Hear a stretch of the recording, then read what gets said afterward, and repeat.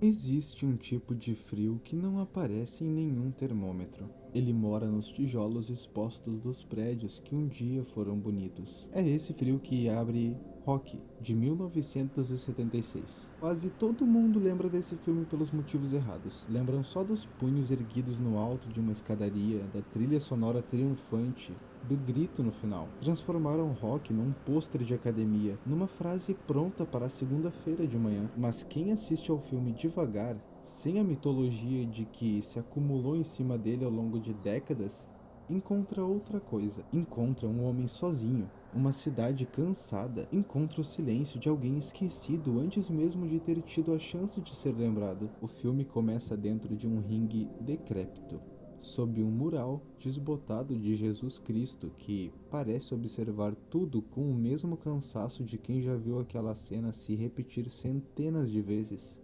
A plateia é pequena e distraída, muito mais interessada em apostas e cigarro do que no homem que troca socos ali no centro. Ninguém aplaude com convicção, ninguém grita o nome de Rocky Balboa como se ele importasse de verdade. Ele vence aquela luta insignificante e recebe, no vestiário, menos dinheiro do que gastou só para estar ali. E essa é a primeira imagem que o filme escolhe mostrar. Não a glória, mas a insignificância de lutar a vida inteira sem que quase ninguém perceba. O Rocky não entra na tela como um herói, ele entra como uma sombra, um homem grande e gentil demais para o próprio trabalho. Ele cobra dívidas para um agiota do bairro e nunca quebra o polegar de ninguém, porque ele não tem estômago para a crueldade que a função exige dele. Ele atravessa as ruas da Filadélfia do mesmo jeito que milhares de outros corpos se atravessam todos os dias, sem pressa, sem destino, sem ninguém esperando em lugar nenhum. Se ele desaparecesse naquela noite, a cidade nem notaria sua ausência. É essa sensação que o filme constrói antes de qualquer luva,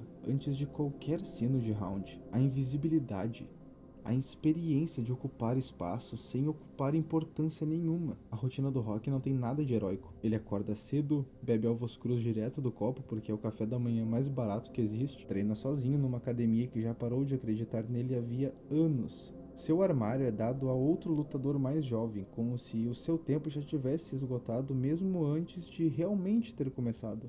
Mickey, o dono do lugar, mal disfarça o desprezo de quem já viu centenas de homens como Rocky passarem por ali e desaparecerem sem deixar marca nenhuma. Caminhar por essa Filadélfia significa ouvir os próprios passos como se fosse um único som existindo no mundo. O bafo escapa da boca em fumaça branca que se desfaz nesse ar parado. As janelas das casas passam uma a uma, algumas acesas com famílias inteiras reunidas atrás da cortina, e Rocky segue andando, sempre do lado de fora dessas cenas, nunca dentro delas. Ele pertence à rua, não às casas. Pertence ao trajeto, não ao destino. Ele volta para casa, para um apartamento pequeno onde a tinta descasca das paredes e uma única lâmpada pende do teto como se tivesse desistido de iluminar direito. Ali dentro ele conversa com as suas duas tartarugas, porque são a única presença que o espera. Fala com elas como falaria com pessoas. Talvez fale mesmo porque naquele quarto não existe mais ninguém disposto a escutar. Esse apartamento é um dos retratos mais silenciosos de abandono já colocados numa tela. Ele não precisa de diálogo para explicar a solidão de quem mora ali. As paredes já dizem tudo sozinhas. E depois chega a cidade. A Filadélfia de Rocky não é cenário, é um personagem. Ela é feita de ruas que parecem ter parado de envelhecer numa década que ninguém mais lembra direito. É feita de viadutos enferrujados, de trilhos de trem que cortam bairros inteiros como cicatrizes antigas, de becos onde o lixo se acumula ao lado de portas que quase ninguém mais abre. As fábricas que um dia empregaram metade daquele bairro, agora erguem apenas silhuetas de metal enferrujado contra o céu. Prédios inteiros que pararam de produzir qualquer coisa além de sombra. A fotografia desse filme se veste de cinza, de marrom desbotado. Ela evita o sol quase o tempo todo, e quando ele aparece é pálido, sem calor nenhum, iluminando sem esquentar nada, exatamente como são as relações entre as pessoas daquele lugar. O inverno ali não é uma estação, é uma condição permanente. A neve, quando cai, não traz encanto nenhum. cobre de cinza aquilo que já era cinza, derrete rápido demais nas calçadas. Dá pra sentir o frio da fumaça que escapa da boca de cada personagem, no jeito que os ombros se encolhem dentro dos casacos grandes demais. Existe até um cheiro que esse filme carrega mesmo sem nenhum som.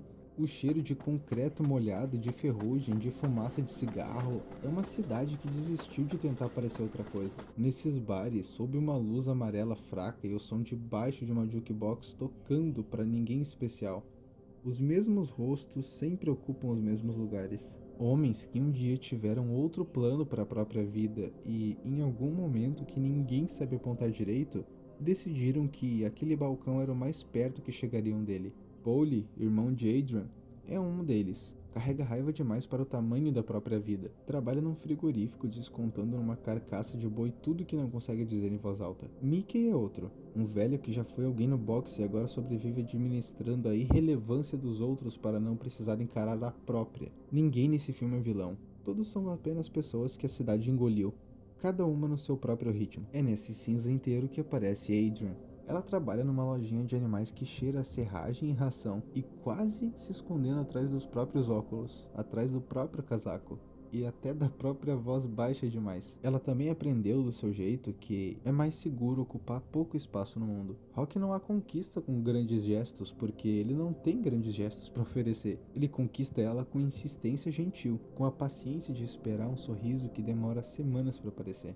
Não existe romance de conto de fadas ali. Existe um encontro de duas pessoas que aprenderam, cada uma à sua maneira, a sobreviver na margem da própria existência. A cena da pista de patinação talvez diga isso melhor do que qualquer outra palavra. Rock paga para que os dois tenham um lugar só para si.